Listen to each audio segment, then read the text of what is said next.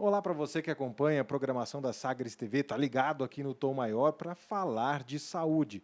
E falar é um verbo que nós vamos utilizar bastante aqui hoje com a doutora Graciane Castro, ela que é fonoaudióloga e vai falar para a gente sobre uma questão muito importante que é a gagueira, já que o mês de outubro celebra, né, o Dia Internacional de Atenção à Gagueira. Doutora Graciane, como que como que a gagueira acontece, como que ela se manifesta e por que a atenção é muito importante na infância? Germano, seja bem-vindo aqui à Clínica Life. Então, uma gagueira ela começa a aparecer por volta dos 3 anos de idade, que é o momento em que a criança começa a desenvolver a fala, né? Então, nesse momento, toda criança ela passa do que nós chamamos de gagueira normal da infância. O que nós temos que observar, na verdade, é se passar de mais de 8 semanas. Então, se passar de mais de 8 semanas, é um alerta que precisa levar no fonoaudiólogo. Quais seriam os primeiros sinais? E eu queria que a doutora reforçasse a partir de qual idade? A partir dos 3 anos de idade, 2 anos e meio, 3 anos de idade, que a criança já está começando a desenvolver frases, tá? As palavras já estão mais longas. Então, observar se a criança aperta muito as mãos, pisca muito o olho para poder falar, na maioria das vezes bate um pouco assim na perna, tá? E na fala, observar. A gente observa muito a questão, repetição de sílabas, como por exemplo, pai, ou repetição de som, casa, observar também muitas pausas, a gente também chama de bloqueios, quando quer falar uma palavra e não consegue sair. Então, há o sinal de uma dificuldade, uma alteração dessa pronúncia, procurar avaliação fonoaudiológica. A doutora falou que é preciso observar durante um período aí de 8 meses. Por que tem que observar durante esse período? É porque a criança ela passa por essa gagueira normal da infância. Então, todos nós passamos, tá? Então, observa, para quem tem filho aí, nossos telespectadores, fica mamãe, mamãe, e fica sempre repetindo, né? Então, esse período, a gente é um período em que a gente percebe, não, vai passar aí, se não passar, a gente tem que procurar avaliação. E como que funciona depois que os pais procuram a fonoaudiologia? Como é feito o tratamento? Como ele inicia? Como é feita a abordagem, né, quando a criança chega até o consultório?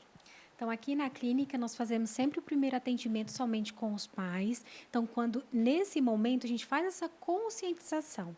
Eu sempre costumo falar que uma sociedade conscientizada é uma sociedade inclusiva, né? Então, a gente faz esse primeiro contato, conversa com a família, dá algumas orientações e a partir daí a gente começa a avaliar essa criança. Então, a gente avalia, a gente chama de uma amostra de fala dessa criança, para ver como que está a fluência dela e a partir daí a gente começa a intervenção.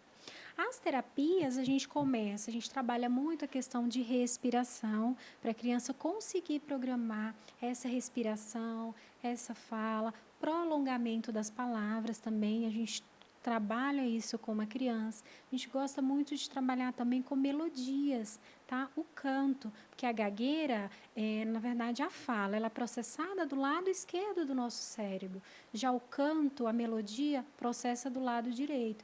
Então, a gente precisa, antes de tudo, trazer fluência para essa criança, momentos de fluência, até para ela se sentir motivada. O doutor me explicava que, por exemplo, ao cantar, quem sofre de gagueira não gagueja, é isso? Exatamente, justamente porque, ó, nesse lado aqui do nosso cérebro, que é o lado mais artístico, tá? Então, sempre no canto, peças teatrais. Então, a gagueira, o paciente que gagueja, quando ele está cantando, ele não gagueja. E a partir de que momento já é possível notar que existe uma melhora, uma evolução da criança que está começando esse tratamento? Então, eu sempre falo para os pais que cada paciente é único, tá? Então, a gente sempre começa com um período assim de mais ou menos 6 a 8 meses, mas não é algo assim fixo, tá? Porque a gagueira ela envolve outras questões que estão ali, né? Paciente quando é mais adulto, por exemplo, a gagueira ela não é psicológica, mas ela tem um fator psicológico ali por trás, que é a baixa autoestima, ansiedade, muitas vezes depressivo, por não conseguir se comunicar. Né? Então, não tem um tempo específico ali, mas já nos primeiros meses, já na primeira sessão, eu já falo para os meus pacientes, você já vai notar a diferença aí na evolução da fluência. Por que Importante campanhas de conscientização como essa. Até porque a criança ela vai para a escola, ela pode sofrer com isso e a campanha vem também para essa conscientização? Exatamente. Então, nós observamos de um tempo para cá, né, já diminuir um pouco mais a questão do bullying, tá? E mostrar para a sociedade que a gagueira, né, aquela frase típica, não tem graça, mas ela tem tratamento, tá? Então, a gente vai pensar mesmo nessa sociedade. Essa sociedade, ela chegar a partir do momento que a sociedade ela tem informação, ela se torna mais inclusiva, né? A doutora me falou também que pode ser uma questão genética. Isso pode vir dos pais. E em casa? É possível praticar, treinar de alguma forma para tentar fazer com que ela seja amenizada, já que não tem cura, doutora Grace? Então, eu sempre falo para os pais começar assim, olhar para a criança, tá? Olha no olho, trazer segurança para ela, não repetir enquanto ela estiver falando, não completar a frase, porque isso acontece muito. A criança começa a falar, o pai já fica ali querendo mesmo completar a fala dele, evitar também de falar, para, respira, isso é muito ruim para a pessoa que gagueja, então ele entende que ele está fazendo algo de ruim, né, e para de falar.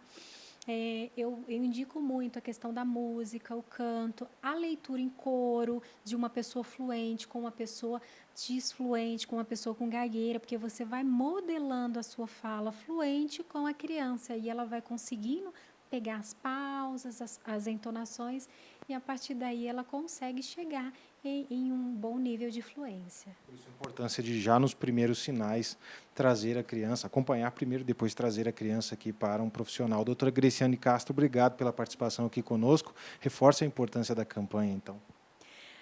Dia 22 de outubro, mês de conscientização também de atenção à gagueira, tá? Então, se você percebe que o seu filho começou a gaguejar, os primeiros sinais, busque avaliação fonoaudiológica, porque tem chances de ter remissão. É isso, doutora Grace trazendo, esclarecendo, orientando as famílias sobre a importância da campanha, e é por isso importante que nos primeiros sinais a criança já tem que ser, né, trazida, acompanhada aqui para um profissional para receber essas orientações. Mês de outubro, mês do Dia Internacional, né, de Atenção à Gagueira. Eu volto com vocês aí no Tom Maior.